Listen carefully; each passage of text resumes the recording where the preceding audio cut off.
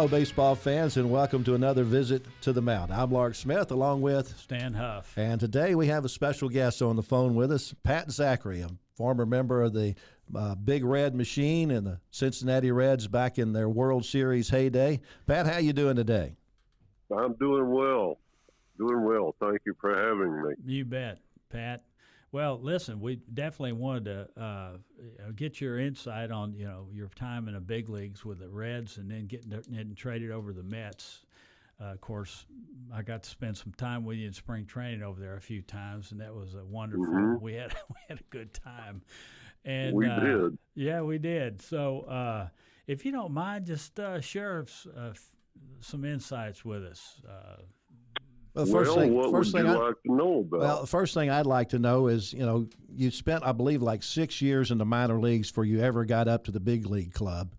And yes, the time in the minor leagues back then in the 70s and the late 70s, early 80s was not quite like it is today, because during the off season, you would come back to Waco and work in my dad's window factory. You needed to supplement your income. Yep. Yeah, I was a door skinner and pulling bundles of metal for the window shop and door skins for the wood shop. And it was always nice to know that I could count on your daddy to get me something to do during the winter so I could put a little gas in the car. And, I had to wait 2 or 3 years before I could go to instructional ball in Florida. And that was always helpful. Get to, right around Thanksgiving. And it just helped, every little bit that you could work on to improve and pick up a little extra cash. But,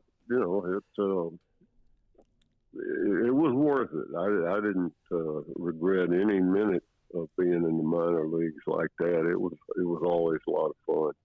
Now, your time in the minor leagues was spent as a member of the Cincinnati Reds organization. I don't know if you have any comparison to the other organizations as far as the minor leagues go, but about your time in the Cincinnati minor league organization, how much help did you get in developing your talent? They had the best minor league coaches that anybody had. The man that was in charge of the entire minor league system could probably forget more baseball than anybody I was ever around. His name was Ron Plaza, and our pitching coach was Scott Breeden. Taught me how to throw my changeup. And they were just really, really smart people for baseball. And all of the coaches were good. It was, other than being in the minors for 6 years, which wasn't what I wanted to do. But it was a learning experience. It was well worth it. Well, I mean, what's the difference between spending, 4 years of learning your trade in the minor leagues and 4 years in college and then having 2 years after your college years to finally get into the pros? It seems like you kind of had a trade school there to teach you how to pitch better, because when you left high school, I knew you had a great fastball, but that's about all you had was a great fastball.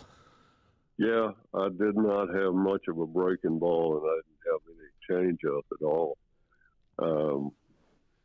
But the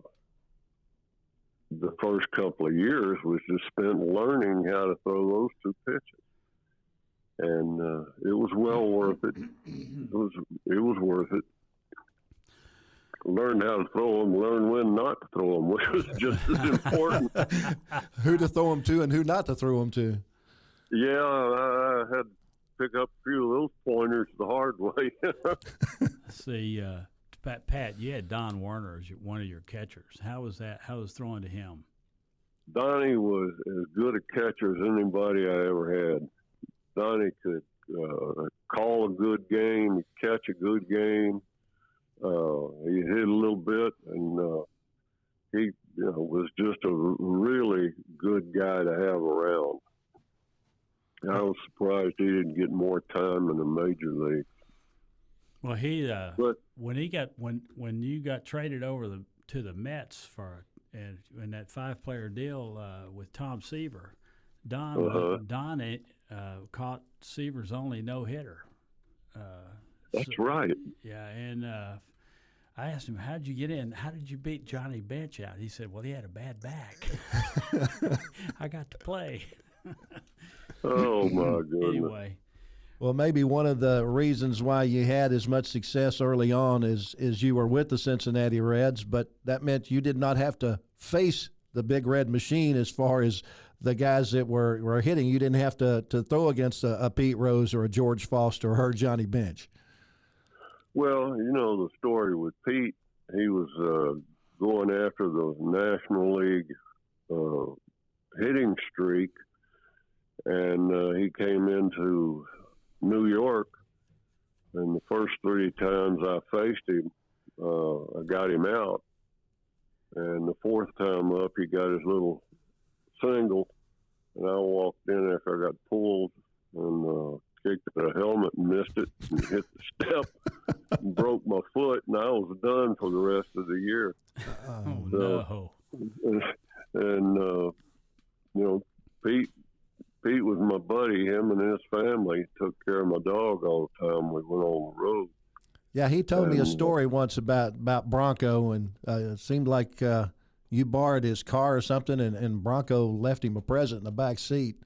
No, he used to tease me about that. Now, that dog was better. He was better at that than probably Pete's kids were. But we pulled up to the gate and looked out, and the dog had his place in the back seat, and the kids were on either side of him. And the next day when we went into the clubhouse, Pete was teasing me like crazy with he had about 15 or 20 riders over with him at his locker, and I came walking in, and he said, "Zach!" And he yelled at me from one end of the locker room to the other, and he said, "That dog took something in the back of my Rolls Royce last night?" Oh, come on, Pete. And he'd swear up and down to this day, he still got that dog that took a crap in the back of my Rolls Royce. Well, that's the story he told me. I ran into him in Vegas. He hangs out in one of those card shops out there in Vegas, and I told him that I had played golf with you earlier that month, and he that was the first story he told me about Pat Zachary, was about your dog. Yeah, he was a good guy. He took care of me. Pete took care of me. Well, once you got to the big leagues, you were able to earn Rookie Pitcher of the Year with a co-Rookie of the Year. Tell us a little bit about that season, and tell us a little bit about pitching in the World Series that year. A lot of fun. I didn't know that I would ever get that opportunity. That was one that we all hoped for. But to have my mom and dad, my sister and my niece up in the upper deck, and then as they were leaving after we had won the game, I could just swear I'd heard my dad and my mother just yelling and screaming up in the upper deck. And they were getting ready to leave, and as they were filing out of the bleachers, well, somebody accidentally bumped into my mother, and my sister turned around and threatened to beat the heck out of the guy. And they were like, "Oh, lady, whoa, wait a minute, they're going to mess with this old gal from Texas." They were about to get a whole bunch of something dumped on their lap. So, Pat, you pitched Game 3. You pitched Game 3 of the '77 series against the Yankees.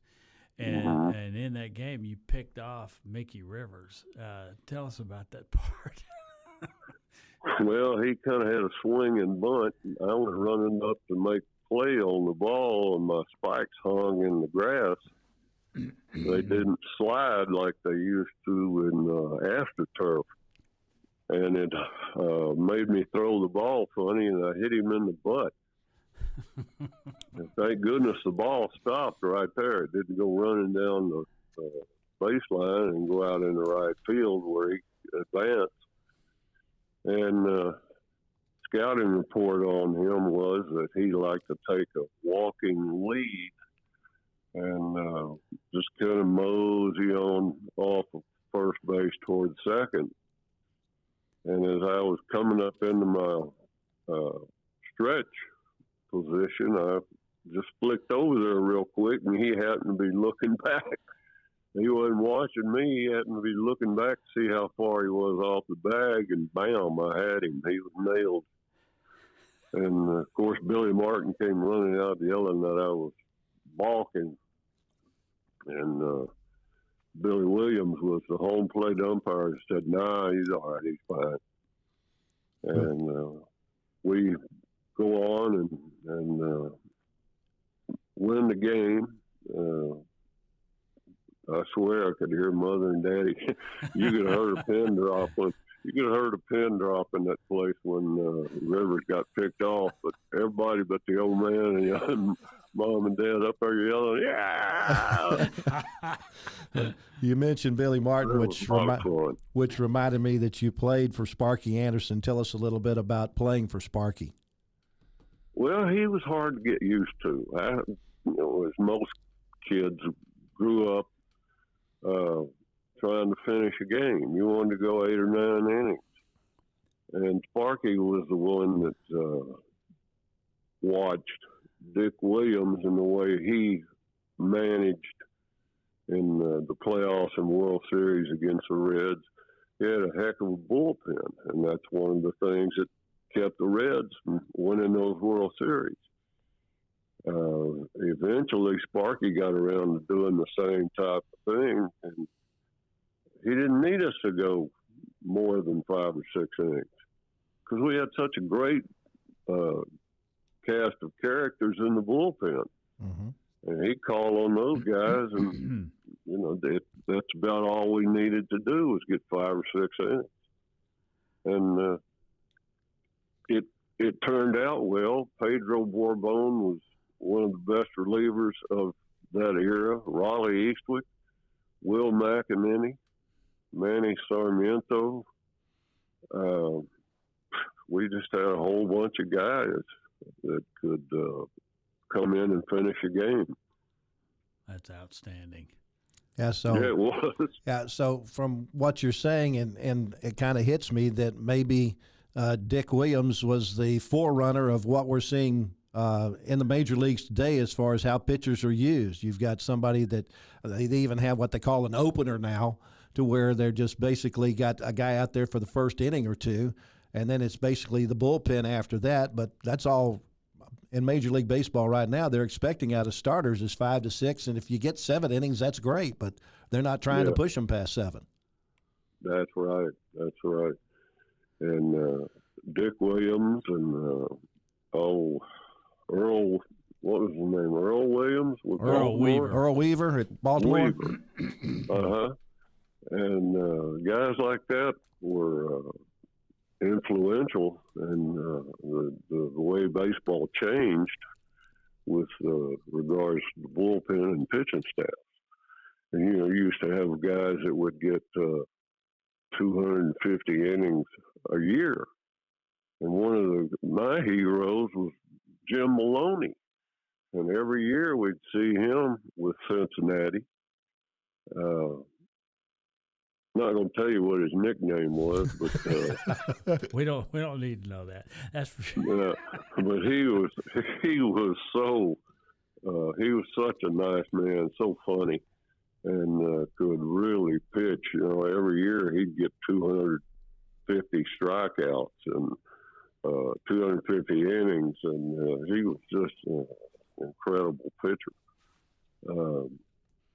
But that was somebody that you looked up to and you tried to emulate. I understand. And, that first year in the big leagues, and I had 200 plus innings. That's what I wanted to try to repeat. And then you get some fool doctor comes in and says, "Cough." "You got a hernia. We got to have that taken care of." Oh boy. So, we get to go over to Hawaii after the World Series and go do the super teams and go home and have hernia surgery and show up for spring training. You can't do anything for about a month, and you get off to a late start. You go 2-4 or whatever it was, and they decide, well, we can get rid of this kid and get Tom Seaver. And instead of paying my, I was going to make, I think, $19,500. So they decided they don't want to get Seaver $250. So, okay. You'll go for that, right? Well, they did. Yeah. Got rid of a bunch of us. Right. They got rid of 5 or 6 of us that weren't going to make as much money as he was. Exactly. But I don't know. Don't know how it just all happened to work out. I see. Well, Pat, listen, we do appreciate you taking time to visit with us about this and kind of give us some insight on how your career went. But you definitely had 10 years in the big leagues, and you did very well. I was very fortunate.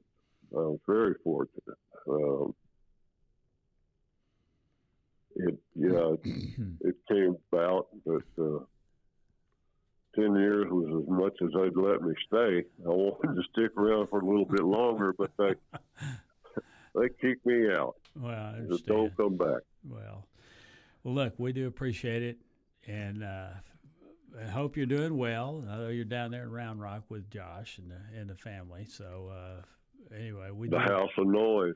House of Noise with all them boys around, that's for sure. Golly. Anyway. Zach, always good to talk to you, and best of luck to you from here on out. Tell family hi, Lark. Sure will. All right, Stanley, thank you. You bet. See you, Pat. Bye, guys. Bye-bye.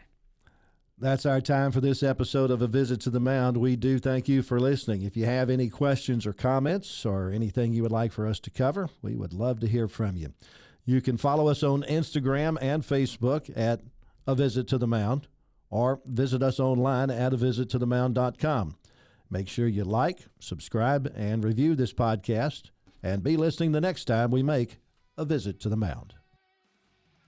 That'll wrap up this visit to the mound. We certainly appreciate you joining us today for a little baseball talk. Anytime you want to hear something about baseball, you can find us anywhere you get your podcast, or you can go to roguemedianetwork.com for the next edition of A Visit to the Mound.